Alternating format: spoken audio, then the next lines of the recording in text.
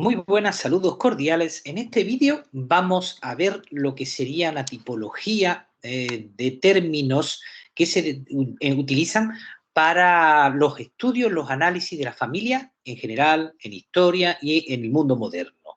Esta tipología es la creada por Peter Laslett y Hamel y que recogen David Kierser y Mario Barbagli en su obra de Historia de la Familia Europea, concretamente en el volumen 1 que habla de la era moderna de 1500 hasta finales del siglo XVIII. En ella, en esta tipología de Hamel y Peter Laslett, que sobre todo lo han trabajado en torno a mundo medieval, mundo moderno, pero que se aplica también a otras épocas y otros ámbitos, se distinguen en primer lugar los hogares sin familia. Estos hogares sin familia quiere decir ciertos espacios en donde no hay una pareja casada, no hay o junta, ¿no? Donde encontramos que los individuos que residen en un lugar son o bien unidos por lazo de parentesco o que no tienen lazo de parentesco, pero no hay esa relación afectiva que ha derivado carnalmente en hijos o en adoptar hijos, ¿no? Lo más normal es que estos hogares sin familia entonces son personas que se han reunido y que constituyen un hogar con o sin lazos de parentesco, pero que no son los tradicionales exactamente cuyo núcleo son los cónyuges o algunos de ellos, ¿no? Ya estén casados legalmente o simplemente vivan juntos. Cuando pasamos al término familias nucleares, el nombre hace alusión al núcleo, claro, a que la familia está en torno a un núcleo, está formado el hogar en torno a una sola pareja, ya sea casada o ya sea juntos, ¿no? Ya sea en matrimonio legal o simplemente convivan, con con o sin hijos. O a lo mejor está uno de los cónyuges, el otro ha muerto, ¿no? Y a veces le puede acompañar lo que sería alguno de los padres, ¿no? Si viuda, viudo, exactamente, pues que puede estar eso, el matrimonio, uno de los padres y los hijos, ¿no? Cuando se da la tipología de la familia ampliada, vemos que hay una sola unidad conyugal, exactamente como hemos dicho, la pareja y los hijos, a lo mejor alguno de los padres, y tal vez algún otro pariente. Todos otros parientes pueden, la ampliación se considera solamente así cuando no forman una segunda unidad conyugal, ya sea legítima o no legítima, ¿no? Ya sea informal o informal.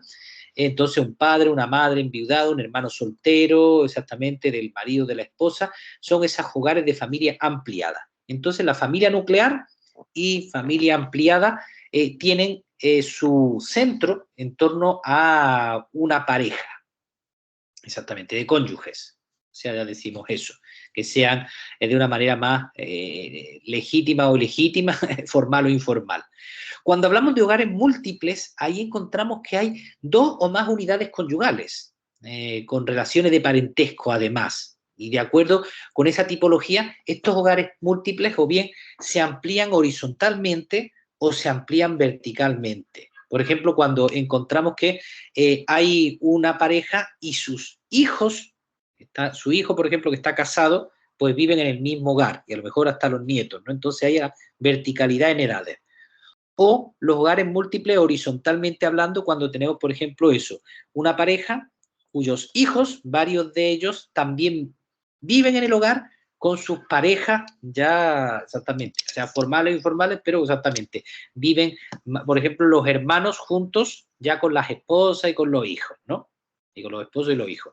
Muy bien, entonces tenemos que los hogares múltiples se extienden vertical, horizontalmente, y un tipo de hogar múltiple es la llamada familia troncal, que la familia troncal tiene que ver con cuando un hijo permanece en el hogar con los padres después de casarse, y exactamente el término frères en francés también designa a un hogar de familia múltiple en donde viven dos o más hogares, exactamente, hermanos casados, perdón. La frères, digamos que es un tipo de hogar múltiple ampliado horizontalmente, que tiene que ver con los hogares, ¿no? Estos hogares múltiples, horizontal, verticalmente, o la familia troncal, tiene también que ver con lo que sería lo que se llama el término familias complejas. Familias complejas. frente a las familias nucleares que podríamos definir también como familias simples, ¿no? Donde ven el elemento distintivo fundamental es el hecho de que sea solamente una pareja de cónyuges que hace una familia o una familia en donde conviven varias parejas de cónyuges. Muy bien, en otra obra clásica un poquito anterior sobre la familia, la de André Bourdieu, se nos dice que en Europa, de la Edad Media a la Edad Moderna, tradicionalmente se había visto una visión muy generalizadora de que en toda Europa habría una característica de esa familia tronco, esa familia troncal, hogar complejo, donde padres e hijos conviven, y que de la alta Edad Media habríamos pasado eso a la familia nuclear en la Europa moderna. Esta generalización habría que matizarla, porque como ya veremos, no es lo mismo en la Europa oriental o occidental, y también depende de las regiones que estemos hablando, donde es más común la costumbre de la familia nuclear o de las familias complejas o extendidas. Lo que sí es verdad es que ya sean las familias nucleares o familias complejas, durante la alta Edad Media durante la baja Edad Media se va dando un fenómeno importante en la concentración del linaje.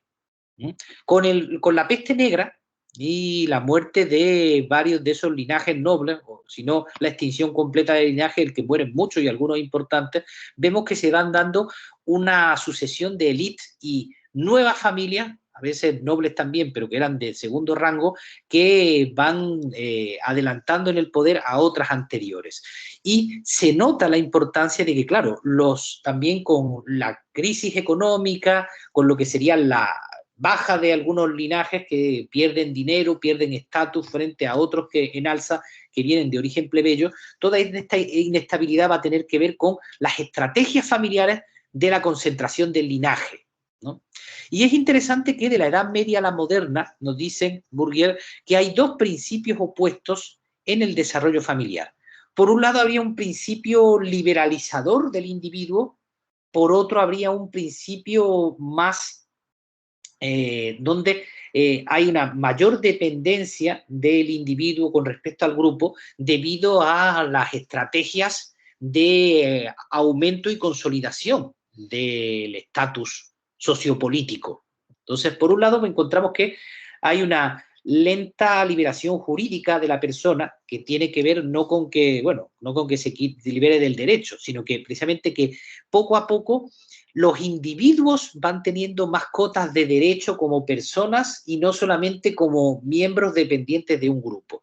Y por otro lado encontramos que la flexibilidad de parentesco que se está dando con la posibilidad de que los plebeyos se hagan ricos y se ennoblezcan, o los linajes nobles que pierdan poder económico, ¿no? Todo esto hace también que haya un principio en que importará lo que serían las estrategias que consolidan los patrimonios y que en ese camino muchas veces están limitando las libertades de los individuos y supeditándolas a las estrategias de los grupos familiares, cosa que va a afectar normalmente en mayor medida a las clases altas y no tanto a las clases bajas. También interesará a las clases bajas, por ejemplo, en la medida que quieran mantener e incluso mejorar su estatus social o su nivel económico, ¿no? Con esta estrategia.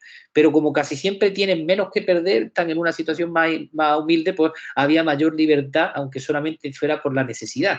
Mientras que a mayor importancia de la familia, del linaje, etcétera, también más importancia van a tener estas estrategias de evitar que se pierda esa posición de privilegio y de poder. En cuanto al tamaño medio de la familia en la Europa del 16, se ha calculado de varias formas. A veces se puede calcular como en un arco entre 4 a 6 personas podría tener cada familia en la Europa del 16. En Inglaterra, Peter Laslett calculó su coeficiente entre 1574 y 1820, el de Inglaterra, de en torno a 4,73 miembros. Cual puede parecer raro. ¿Esto qué es? ¿Cuatro personas y el otro que le falta la mano y el brazo? No, piensen que esto es un número promedio. Es como aquello de la estadística de que la estadística dice que si yo tengo 2 autos y mi vecino 0, entre 2 tenemos 1 cada uno. ¿no? Y eso es algo que individualmente puede decir uno es inexacto, pero con una visión de conjunto sí es, no exacto, pero sí es aproximativo con respecto a la distribución de la riqueza que se da en un territorio. En este caso, la distribución de la población, ¿no? Hagan ustedes la prueba de calcular exactamente cuántos hermanos tenía Martín Guerre, cuántos hermanos tenían Bertrand de Roche, cuántos hermanos tenía Grit, que verán en La joven de la perla, o cuántos hijos tenía el pintor Vermeer, ¿no? Y ahí se darán cuenta de que hay una diversidad. Las familias más humildes tenían menos hijos, a veces, frente a las familias de mayor poder económico que podían permitirse más hijos. Aunque esto era complejo, teniendo en cuenta que los métodos contraceptivos eran poco utilizados. Muchas veces no se sabía mucho cómo usar las fuerzas de la vida. A veces quienes sabían de plantas, etcétera, plantas abortivas, piénsenlo, no contraceptivas, sino abortivas, y todo eso tiene un riesgo no solamente de que el bebé no nazca o el embrión, sino que de la propia madre que muera. Entonces, había que tener cuidado, no todo el mundo se la jugaba con las hierbas contraceptivas. También piensen en la conciencia de la época. Ya en la edad moderna existe el preservativo, el doctor condón, pero ustedes verán que las fuentes nos dicen que los primeros usos del preservativo, del condón, era para evitar las enfermedades de transmisión sexual, no para evitar tener hijos. Entonces, hay que tener cuidado de cómo ciertos métodos contraceptivos, como que hoy lo interpretamos como tal, no eran contraceptivos, sino que directamente, sino que tenían otros fines. El coitus interruptus, entonces muchas veces la prolongación de la lactancia también, porque mientras que el bebé está lactante, pues se previene la concepción, serían elementos importantes, costumbres importantes a la hora de restringir el número de hijos que podía tener una familia. Y en cuanto a la distribución de la familia, tenemos estas grandes áreas que nos dan los diversos autores, con una Europa occidental donde predomina la familia conyugal o familia nuclear, exactamente, salvo en algunas regiones, por ejemplo, en lo que sería el Limousin, el Perigord y la Provencia en Francia, o en el País Vasco, donde ahí sí encontramos que hay un predominio de familias complejas, de familias troncales, ¿no? Pero lo general en la Europa occidental es que estén esa mayoría de familias nucleares, ¿no? Ya decimos algunos de estos matices. Desde lo que serían los Alpes, en Austria, y los Montes Abruzos en Italia, si vamos exactamente lo que sería la zona que está hacia el Báltico con Dinamarca, Alemania, exactamente hasta abajo, hasta los Alpes e Italia, ahí hay una línea, y a partir de ahí hacia el este, en Europa Oriental, encontramos que de ahí se va dando un mayor predominio de las familias complejas y las familias extensas. Exactamente, hoy también llamadas polinucleares, ¿no? En Europa Oriental encontramos que eso, entre el río Oder, en la Alemania exactamente del este, hacia Berlín, y hacia, exactamente de ahí Alemania hacia Polonia, Rusia, etcétera, Hungría, los Balcanes, encontramos que hay una mayor cantidad de familias extensas. Y también podemos decir que Kersey y Barbagli señalan aquello de una obra clásica de John Hagnall, que en el año 65 nos decía que habría esa línea desde Trieste a San Petersburgo, que es la que marcaría lo que serían estos dos modelos de predominio familiar. El de la familia nuclear en la Europa occidental sería casi único en el mundo, sería algo más anómalo, que es el modelo que hoy tenemos de familia. Ese modelo que hoy tenemos de familia nuclear, como una familia más extendida, estándar, reproducida en los medios audiovisuales, ¿no? En las convenciones, ese ha sido un modelo anómalo en la historia de la humanidad, o más bien un modelo minoritario, digamos, mejor dicho, minoritario. Lo que ha predominado muchas veces más en otros lugares serían las familias complejas, y más pensando en la Europa del Este. Y ahí tendríamos lo que Hagnall va matizando, pero más allá de lo que serían esas dos grandes áreas, tendremos que, como ya dijimos, en Europa occidental hay, según las regiones, ciertos territorios donde las familias complejas o extensas son más importantes. Ahí tenemos algunos de los cuadros que vimos en clase. Pensemos que en el caso de la natalidad era bien alta. En general, las tasas de la Europa de la época eran del 40 por 1000, pero ya vimos también que había una alta mortalidad. Entre 150 y 300 niños morían desde el nacimiento al primer año, y a la pubertad alcanzaban, de cada 1000 nacidos, casi la mitad, o más o menos la mitad, alcanzaban la pubertad y más allá. Entonces piensen que la mortalidad infantil y juvenil era muy elevada. Pero cuando nos ponemos a investigarlo en la Europa moderna hay grandes diferencias. Por ejemplo, en Francia era más elevada en el nordeste que en el sudeste. En Alemania eran mayores los niveles de supervivencia en las regiones septentrionales que en las meridionales. Y hay una serie de causas a tener en cuenta en este juego de factores de supervivencia o mayor mortandad. Aparte de las extraordinarias, estarían ordinariamente el clima, los recursos económicos, el nivel nutricional de la comunidad, las costumbres de la lactancia, si al bebé se lo amamanta o se le desteta pronto, se le pone una nodriza. Pensemos que los nobles durante la época recurrían mucho a las nodrizas, y esto hacía que pudieran tener más hijos, ¿no? El periodo de lactancia de la mamá se abreviaba y por tanto se tenían más hijos, pero también estaba el problema de cómo se alimentaba este niño, del apego que tenía la mamá. De ahí va a estar en el siglo XVIII desarrollándose esa mayor conciencia de la importancia de prolongar la lactancia femenina, con el concepto, el paradigma de que eso aumentaba el apego entre las familias, ¿no? Mientras que anteriormente se decía que, bueno, ese apego tal vez no fuera tanto y que los hijos se veían como esos adultos en miniatura. Que son tendencias que señaló Philippe Arié, pero que también, una vez más, hay tendencias generales, pero que también hay que matizar. Pensemos en Shakespeare, cuando muere su hijo Hamlet, y el dolor que le causó, o hay diversos ejemplos históricos que tenemos del siglo XVI, siglo XVII, de gente no solamente de clase alta y clase media, sino también de clase baja, donde percibimos el dolor por la pérdida de estos chiquitines y donde nos desmiente esta idea de que en general hubiera un desapego de los adultos con respecto a los niños, aunque debemos pensar que tendrían mayor callo en el alma, mayor dureza, fruto de lo que serían las más traumáticas experiencias por morir más niños, pues más frecuentemente. Ahí tenemos ese niño Jesús durmiendo en la cruz como una imagen muy tiernecita frente a estos datos un poquito sobrecogedores que nos da Flynn sobre las muertes por cada 1000 nacidos en Alemania, en España, en Francia, Inglaterra, que ustedes pueden ver. No siempre se ve una tendencia a la disminución de muertes. En lo que sería fines del siglo XVIII, comienzos del XIX, depende de la región. Algunos casos, por ejemplo, en Suecia, hay una disminución. También en Francia, también en Inglaterra, ¿no?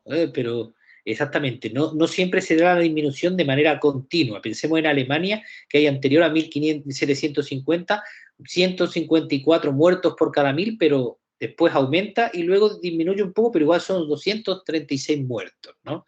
Y ahí habría que tener en cuenta los parámetros que en cada lugar, hemos dicho, tenían que ver con lo que serían los niños que sobrevivan o que mueran. Y claro, en eso de la muerte, en los nacimientos de los niños, etcétera, tiene que ver también lo que serían los matrimonios, porque piensen, también había niños fuera del matrimonio, pero normalmente los niños fuera del matrimonio es más difícil que sobrevivan, ya sea una unión legal o no legal, pero cuando un niño tiene solamente un padre o es huérfano, lo tiene más difícil para sobrevivir. Si ya lo tenían difícil los niños ya con los cónyuges, con la familia. De manera que es importante también ver las edades de nupcialidad. Si se casaban antes tenían a lo mejor la posibilidad de empezar a tener más hijos y de tener más tiempo para tener más hijos, ¿no? Pero vamos a ver que eso hay que cuestionarlo. En los regímenes de nupcialidad, además, se nos desmiente la idea de que se piense en el pasado, la gente se casaba muy joven y luego se empezaron a casar más mayores. No. En los matrimonios, las uniones, vemos que depende por las regiones. Bourdieu nos da estos datos, fíjense, de Toscana, en donde las diferencias de edad medievales eran bien amplias. En el 1350 había una media de diferencia de 6 a 7 años entre hombres y mujeres. Y en 1400 encontramos incluso diferencias de 12 años, que de promedio digamos que eso es bastante. Eso nos da que algunos podían ser diferencias de 20 años. ¿Mm?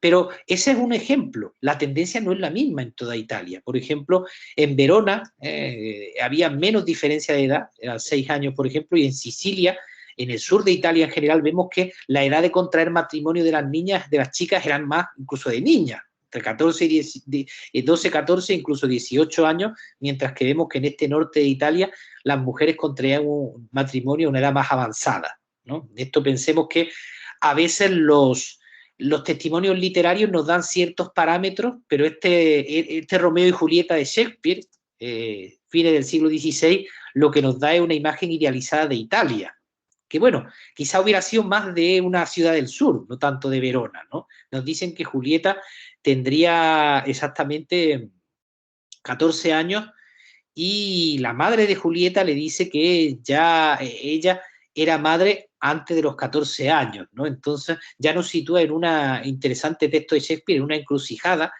en que, por ejemplo, un papá decía, no, si mi niña tiene 14 años, ¿cómo se va a casar? ¿Cómo se va a contraer matrimonio? Y la mamá diciendo, no, pero si podría porque yo ya estaba con hijos incluso.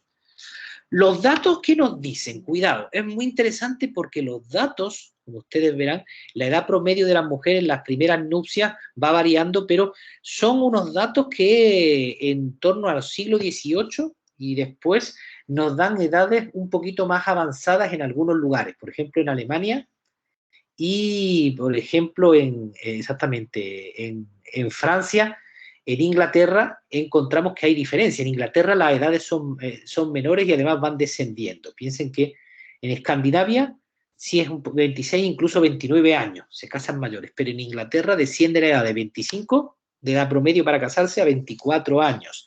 Y eso quizás podemos ponerlo en relación con lo que sería la mayor dinámica de crecimiento de la población en Inglaterra, como ya vimos, frente a otros lugares como eran Alemania o como eran los países mediterráneos.